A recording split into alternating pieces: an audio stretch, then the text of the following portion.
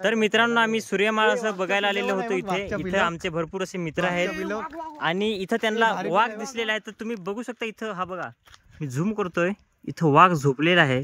अरे पिल्लेवर दाखव ना वाघ. हा त्याची पिल्ल इथं, वाघाची पिल्ल कुठे? हा इथं वाघाची पिल्ल आहेत.